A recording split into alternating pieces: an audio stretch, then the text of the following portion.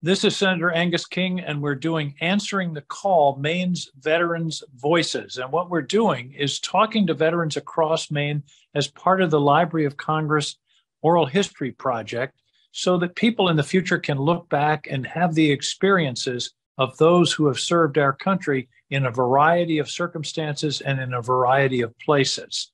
And our guest today is Beth Parks, who's in Corea, Maine, and that's Corea spelled with a C. Corea, not like the country. This is a town on the Maine coast in Washington County. Beth, it's great to have you with us today. And let's start with going right back into high school, where you grew up, and then how you ended up as a nurse and then in the service. Well, I grew up in the Adirondack Mountains of upstate New York, and a place that reminds me very much of Korea, which is why I like it here. Very, very rural. And just a wonderful, idyllic place to grow up. Did high school in a place called Warrensburg, New York, and then from there went to nursing school in Washington, D.C. Now, that was a long way from the Adirondacks to Washington. How did you happen to be in Washington for nursing school?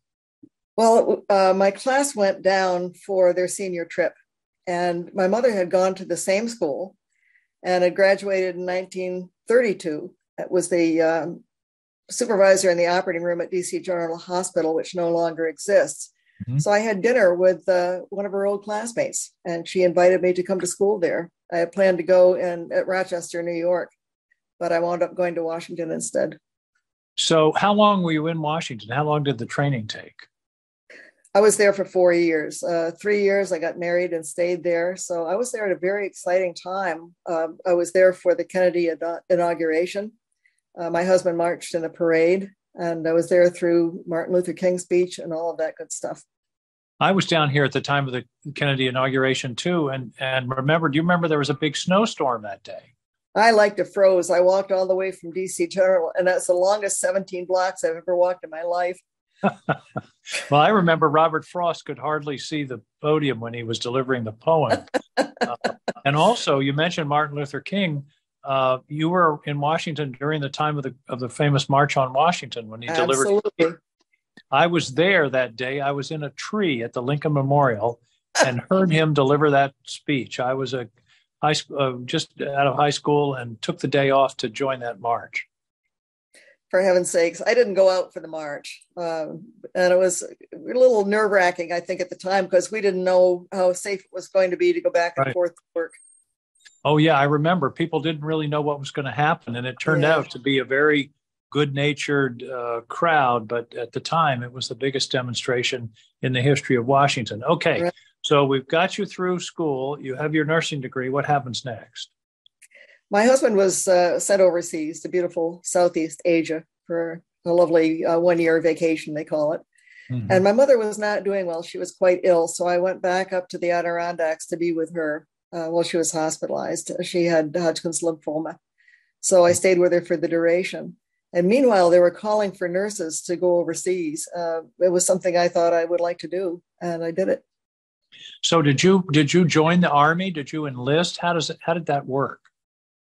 Well, they were trying to recruit officers to go in as nurses, and I decided to do that. So yes, I got recruited and went to Texas to medical field service school in San Antonio, and then went directly to Vietnam. Now, here's a hard question. How adequate was the training in San Antonio for what you ended up facing in Vietnam? Zero. I was afraid you might say that. Why is that? It just wasn't relevant?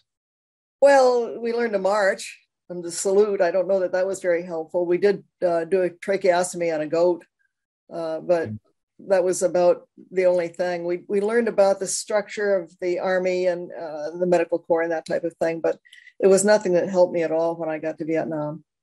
Now, were you an officer? How were nurses? Where did nurses fit into the structure of the Army? You normally go in as a second lieutenant, but because I already had experience, I went in as a first lieutenant.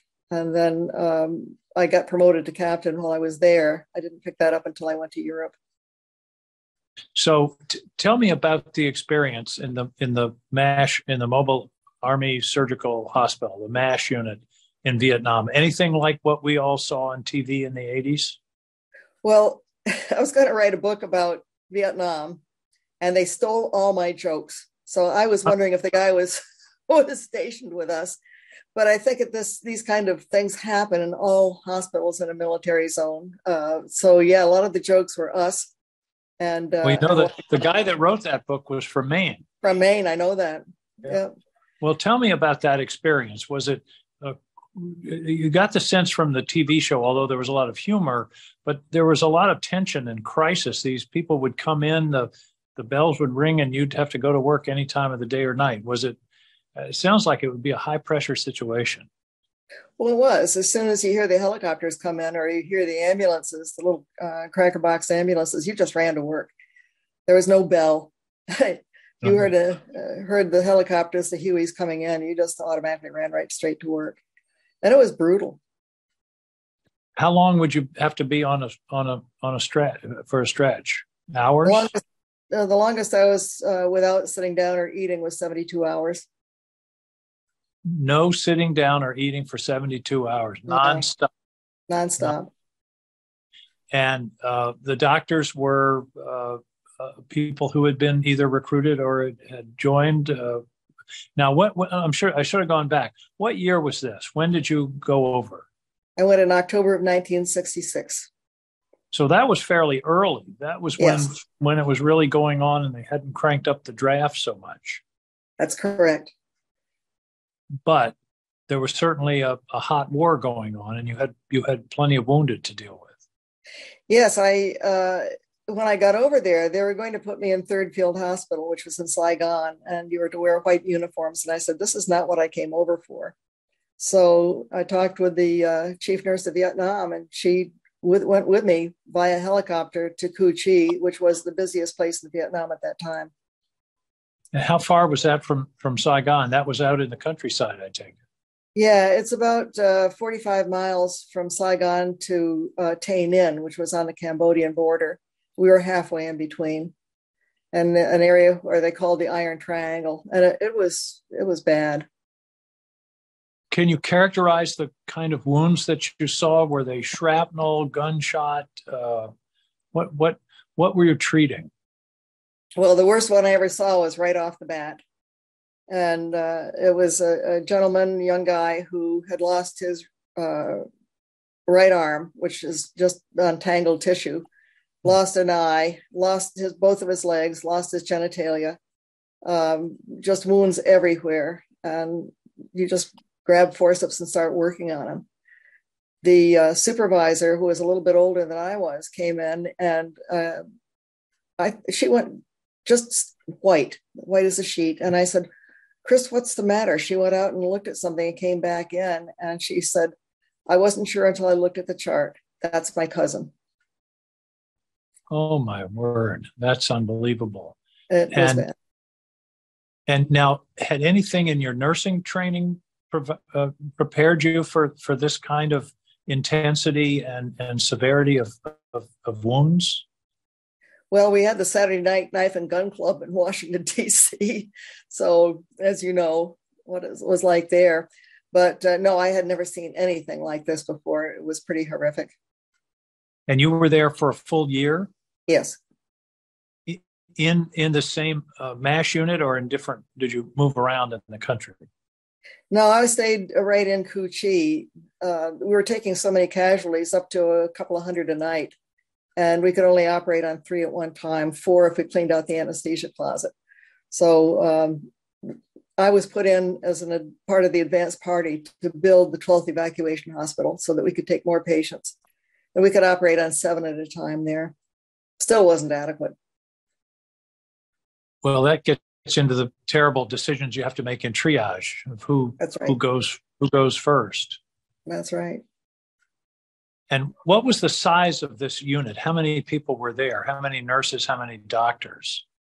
When I started, we had, I think, 7 nurses at the MASH hospital, and I had, I believe, 12 at the EVAC when we started. I don't know how many were there by the time I left, probably 35 or so at the EVAC. But the MASH pulled out after we got settled in at the 12th, and we just used their equipment in their buildings as well, just incorporated them with us. But they moved to a place called Swan Lock. Anything else you want to share about that experience? What were your what did you carry out? I mean, what an unbelievable experience, particularly for somebody whose job it is to make people better. What did you walk away with? Well, you do what you can. Now, I had a near-death experience in Vietnam, and I had some visions out of that changed my entire life. And as a result, became a biologist. So I left nursing. Can you describe? Are you willing to describe that experience? People would think I'm nuts, so I don't think I will. But it was very enlightening in terms of what the universe was, what the world was, and what wars were. I had no idea there were so many countries, so many languages. It was a fascinating experience. And then you went from Vietnam to Europe, right? Still with the Army. Did.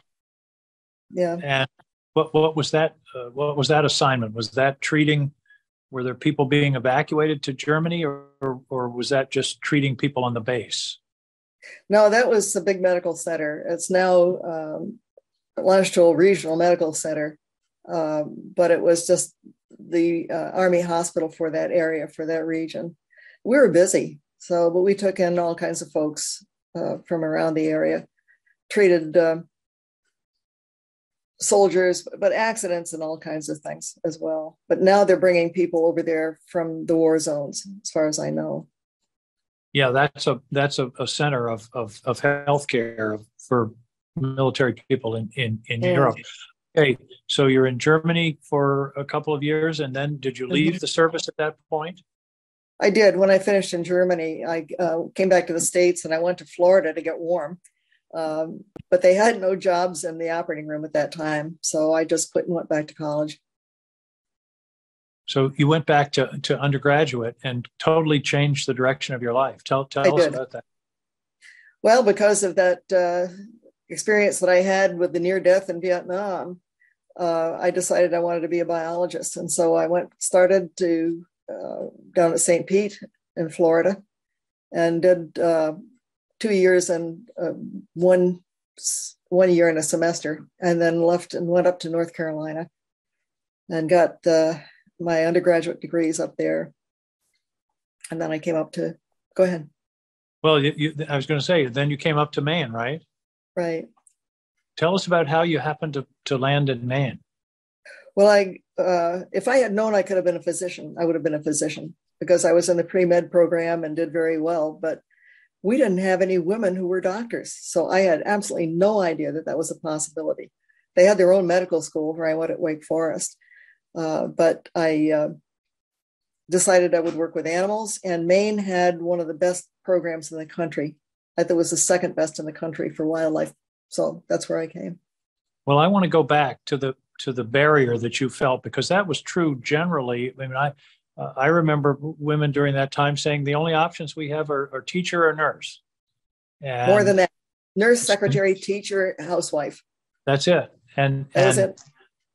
And I think we ought to really think about that. I mean, think about the talent that we lost by those kinds of policies. And the fact now, I don't know the percentages in medical school, but in law school, it's at least 50-50. I taught a law school class last week in Maine, and it was at least 50% women. And 30, 40, 50 years ago, absolutely would not have been the case.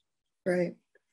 And they lost a lot of talent. My grades were better than most of the kids who went into med school. Some of them couldn't even get in the States and wound up going to other countries to go to med school.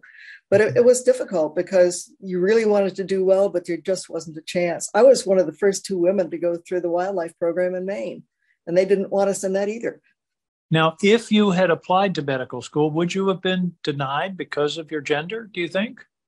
I don't know. There was a girl sitting next to me, and we had exit exams. And I said, "What are you going to do after you graduate?" And she said, "I'm going to medical school." And I said, "What? Where?" And she said, "Here." But I'd already made my mind to leave. So you came to Maine.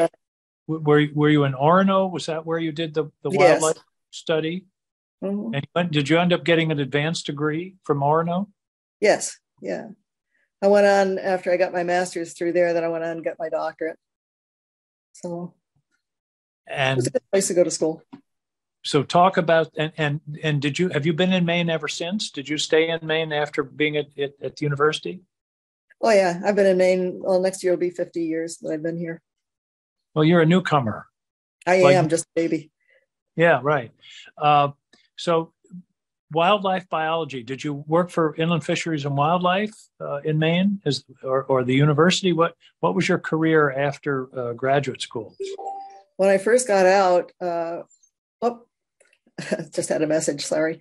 I worked for the National Fish and Wildlife Research Unit.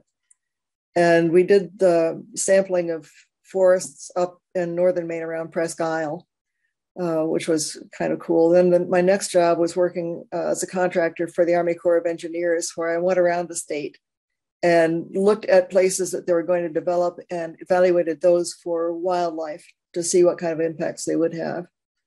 And then after that, I took a job as extension educator for the University of Maine through the Cooperative Wildlife or Cooperative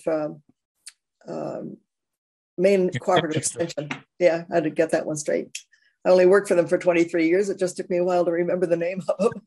And in that job, did you work with landowners and citizens across the state as part of the extension service? I did. I also ran the 4-H program for Penobscot County, and that also had me working around the state. Now, what about coyotes? I hear coyotes are part of your history. Well, let's say this. I was going to start off being a whale and seal biologist. I got seasick. So then they asked me if I would be Maine's eagle biologist, which required me to fly a plane and circles around the nest so we could take pictures. I got airsick. So I wound up. Today you could do that with drones. You wouldn't have to fly the plane. Right. And that would have been nice. Flying in over Millinocket with a mill running did not help my stomach at all on my first trip up. Okay, so seals and eagles are out. What comes next? Coyotes. At the time, they didn't know what they were. This was in the mid-70s. They weren't sure if they were real coyotes or if they were wolves or some kind of a hybrid. And so part of my job was to figure that out. So I had a bunch of coyotes and had them howling in the university while I studied. So that was a lot of fun, I'll say that. And are there many coyotes in Maine now? I don't know what the population is. I don't know that anybody would know the population. But I have to tell you this is just kind of cracks me up. I don't think I ever understood how people got along together until I understood coyotes and how they established their hierarchies. So it was just amazing to watch. And now I can watch people and know exactly what's happening.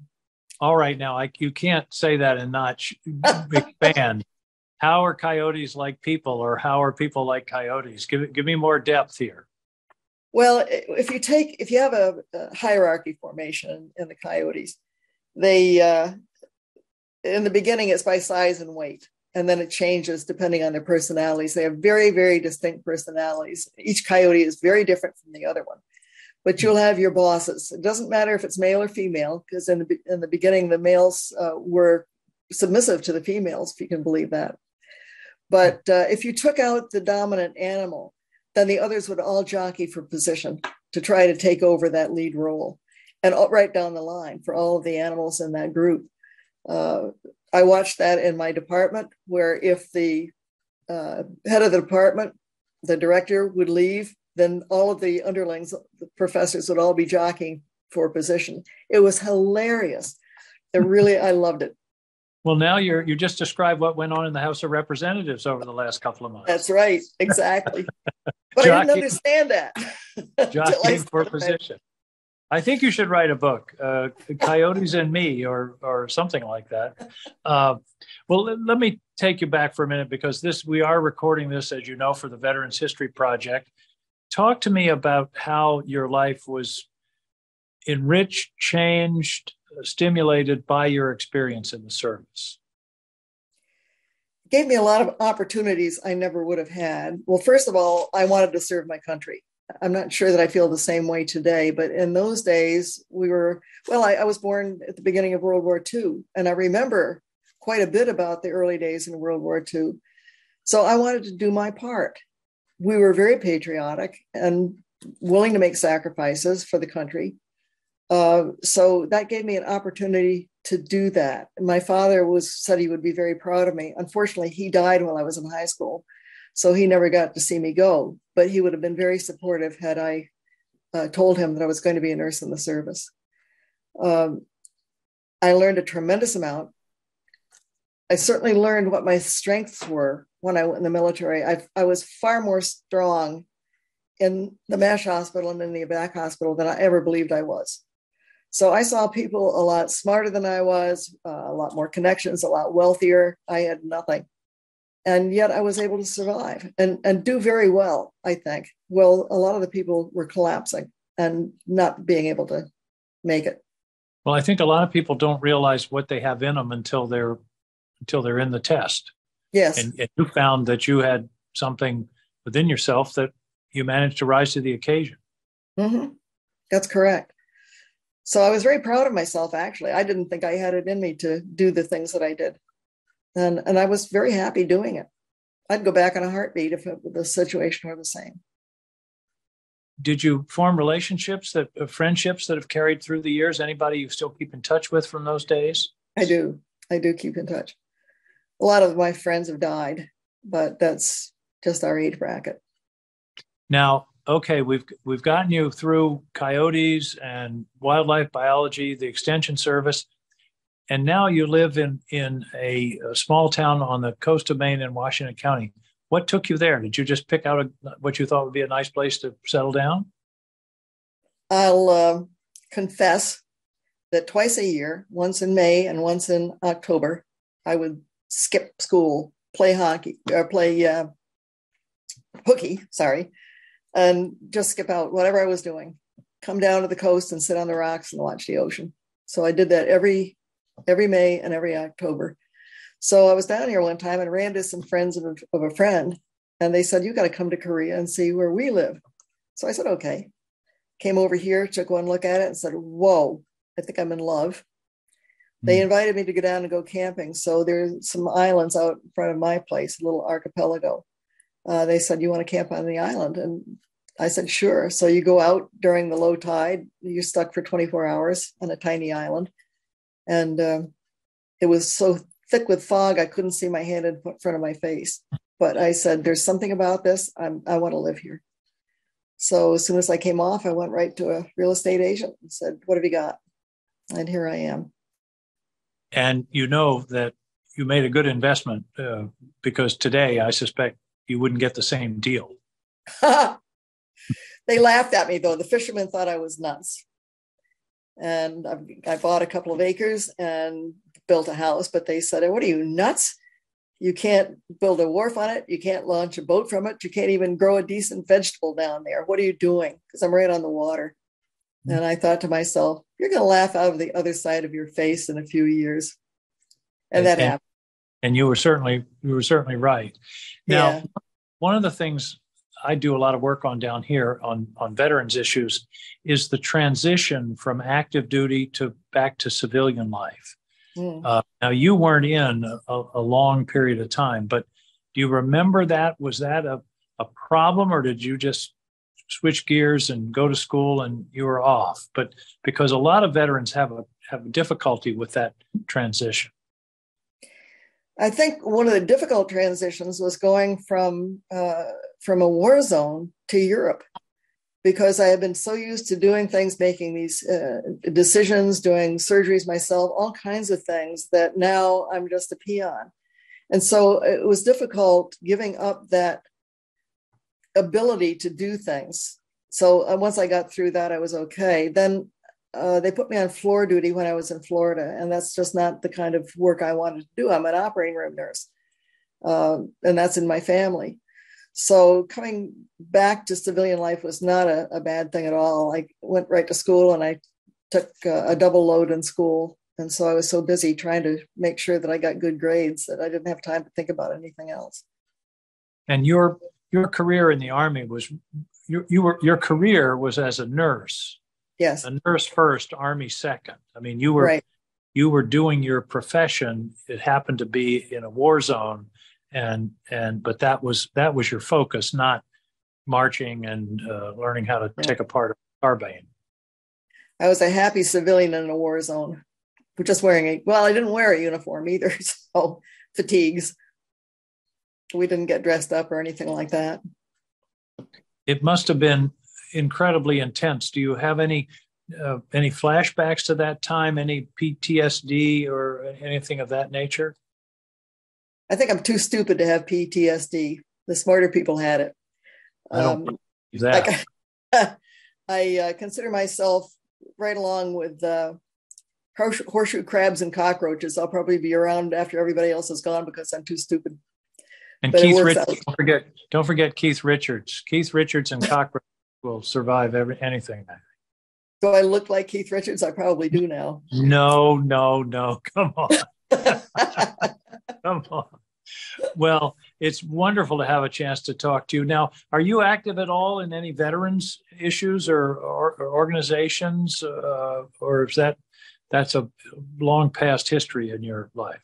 No, I'm not part of any organizations. If I get called to go out and talk and do some presentations, I will do that. And I made a 45-minute film back in the early 2000s through the University of Maine.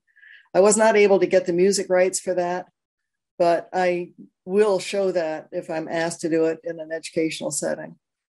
Oh, this is a film about your experience in Vietnam? What I did was I took every good slide that I had, and then a couple of the guys that I worked with had just gotten the Super 8 movies. Those had just come out, those movie cameras. So I took their good shots and my good shots and made it into a film without narration so that people would be as confused as I was when I went, and just took them through the whole year. I did it into sections so that you could see what the hospital was like, what airstrikes were like, these types of things, and all set to music to drive the mood. Well, I hope maybe you can recut that and get the music permission so that we can see it. And you do present it sometimes? Oh, sure. If I'm asked to do it, I will do it. Well, I think that would be a great insight. Final question about going into Vietnam. It sounds like you had this short stint at San Antonio, but you really didn't have any training that applied to what you were going. I mean, this was on-the-job training. Is that? Oh, yes. Yeah. Grab a knife and start cutting. Oh, that's a thank you for that image. But on the other hand, you were saving lives. I mean, you were doing what nurses do. You were saving those young men's lives. Well, Beth, what a treat to meet you and talk to you. And I'd like to invite you sometime, if you're ever in Washington, to come and see us. And this tape that we're doing, we'll go over to the Library of Congress, and we'll be there as long as we're all around, and probably a long time after. And it really is a pleasure to have you chat. Any closing thoughts? You want to talk to history now, Beth? This is your chance. No, I wish I could go down to D.C. I have gone to reunions down there, whoops, I got people coming here. Sorry. Yes, sorry, I've got people coming in and out. Diane Carlson Evans, who was the gal who founded the Women's Memorial close to the wall. Right. They have reunions. This is a big one, and I was asked to come down, and I just really can't do it. I've got other responsibilities here. But I think it's really important that people do understand what the women went through and the contribution they made. There's another gal that her name is Kristen Hanna. She is a New York Times bestselling author, and she has done a book, which I was fortunate to be a part of, to give her information on, and that's coming out in February.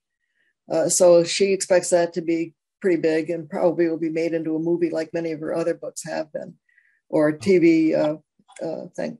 As far as experience is concerned, I wish everybody in the United States would do some kind of service for their country. for 1 or 2 years. I know it's difficult because they want to get out and start their careers, but this is probably the most valuable part of my life. And I'm so grateful for having had the opportunity to do that. I learned so much. And then in Europe, of course, I had a chance to travel and to meet with people from all the countries. I think I put 100,000 miles on my car in about 2.5 years. So, and was part of a lot of things and teaching and all. I just had a wonderful time. I wish we could all do that.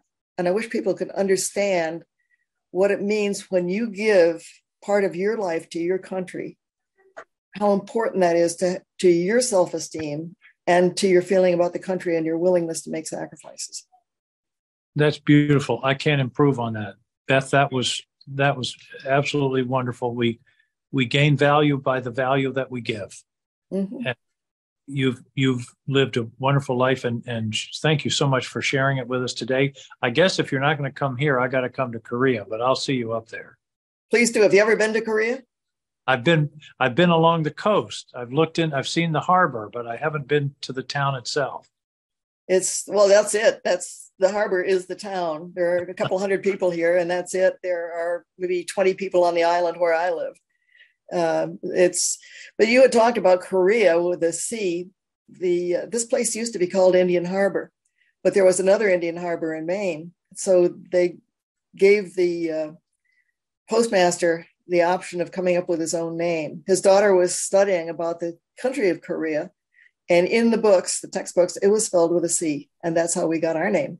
Amazing. I never knew that story. That's a great story. Beth, thanks a lot. I'll look forward to meeting you in person. Thank you, Senator. Bye-bye. Bye-bye.